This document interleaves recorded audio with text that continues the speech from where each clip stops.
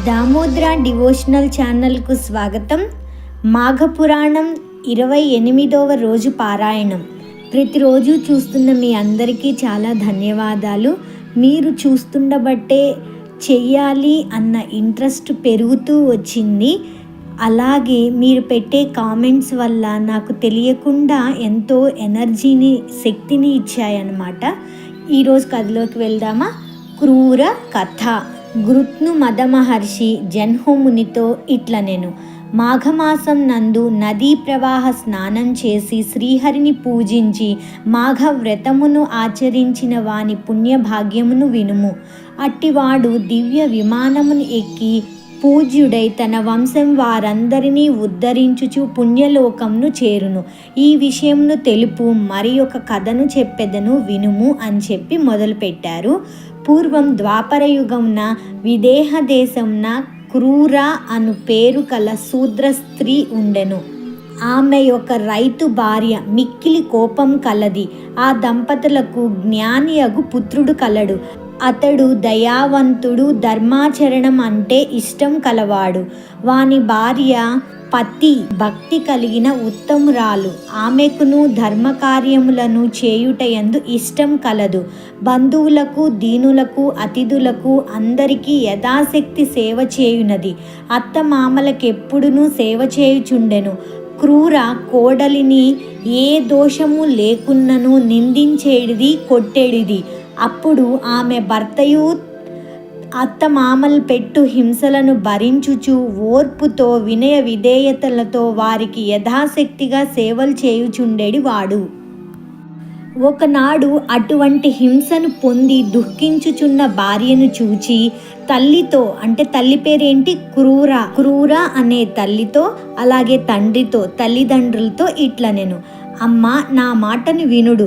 నా మాట కీర్తిని కలిగించున్నది, ధర్మమును సాధించున్నది. మీకు కోడలిపై కోపమెందులకు? కలహంనకు కారణమేంటి? నీ శరీరంనకు బాధను కలిగించు ఈ కోపం మీకేం ప్రయోజనము? సర్వ సంపదలను నశింపజేయు కలహమెందుకు? నేను కానీ నా భార్య కానీ మీకేమి అపకారం చేసితిమా?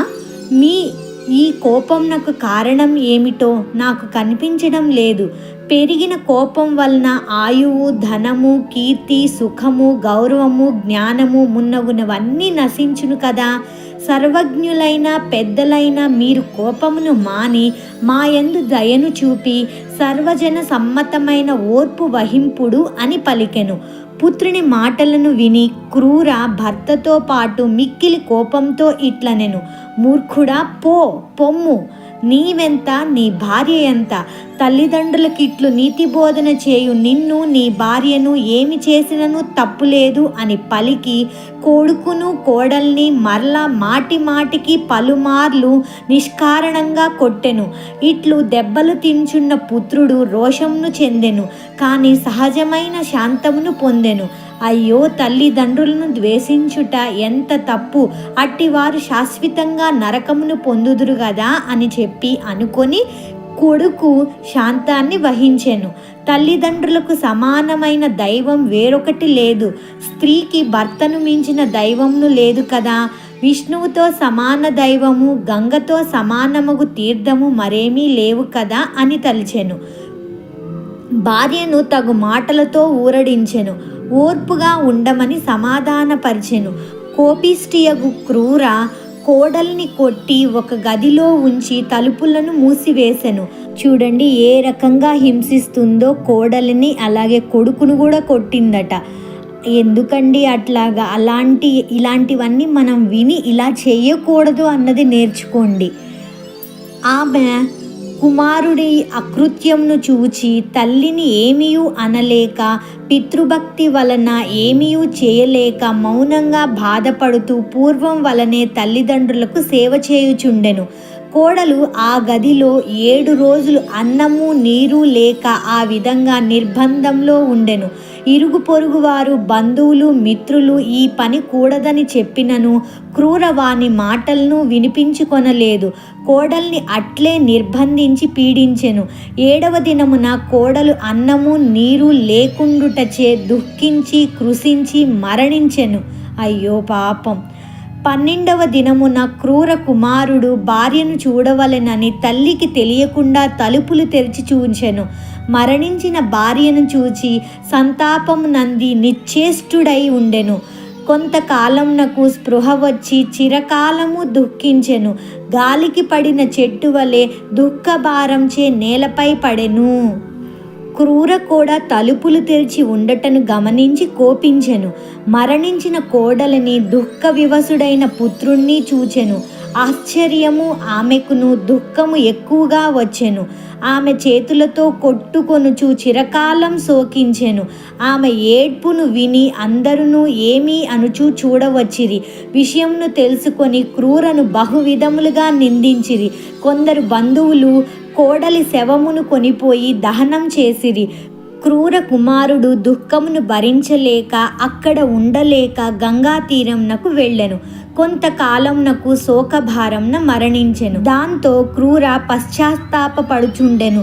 పుత్రశోకమును భరించలేక చిరకాలం దుఃఖించెను. ఆమె భర్తయు శోకించెను. వారట్లు అధికంగా శోకించుటను చూసి జనులందరూ విచారించిరి.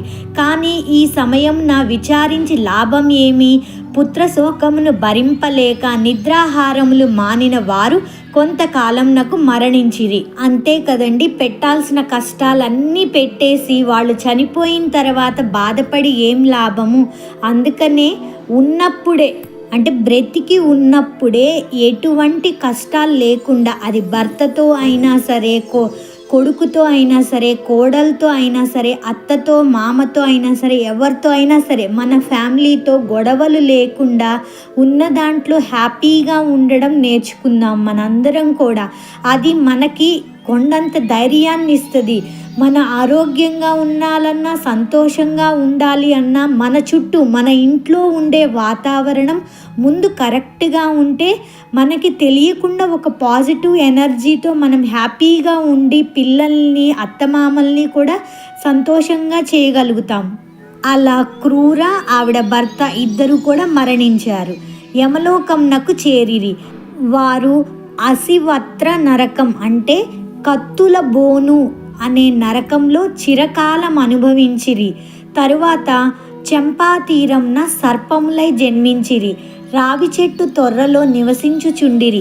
కొంతకాలంనకు ధీరుడు, ఉపధీరుడు అను ఇద్దరు సజ్జనులు అక్కడికి వచ్చిరి.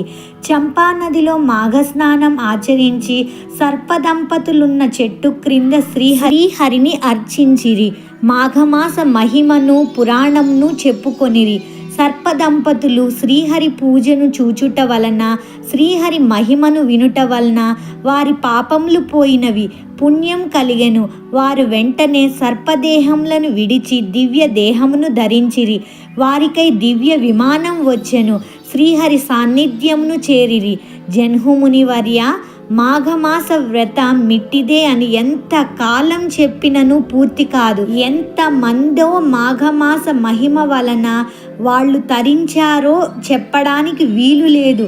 ఎన్నో యుగముల నుండి ఎంతో మందియో ఉత్తమ మునులు, సజ్జనులు, రాజులు, వైశ్యులు, బ్రాహ్మణులు, శూద్రులు, పురుషులు, స్త్రీలు, బాలురు, పశుపక్షాదులు, వారు వీరు అనే కాదు, అనేక సర్వ ప్రాణులను మాఘమాస వ్రతం ఆచరించడం వలన, చూచుట వలన, వినుట వలన తరించిరి. ఎట్టి పాపాత్ముడు అయినను మాఘమాస వ్రతమును ఆచరించినచో చేసిన పాపములు పోయి పుణ్యలోకములు కలుగు అనుటలో ఎటువంటి సందేహము లేదు. అలా చెప్పడానికి ఎన్నెన్నో ఉదాహరణలు ఉన్నవి సుమా అని గృత్ను మదమహర్షి జన్హుమునికి మాఘమాస వ్రత మహిమను వివరించెను. అందరికీ మహాశివరాత్రి శుభాకాంక్షలు. మహాశివరాత్రి రోజు వినవలసిన కథ లింగోద్భవము. మన జన్మ, మనం గర్భంలో ఉన్నప్పుడు ఎటువంటి కష్టాలను అనుభవించాము, ఇలాంటి కొన్ని విషయాలని మన ఛానల్లో అప్లోడ్ చేయడం జరిగింది.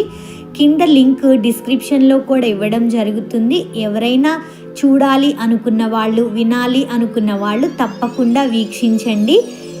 రేపు మృగశృంగుని కథతో కలుద్దాం. సర్వం శ్రీకృష్ణార్పణమస్తు.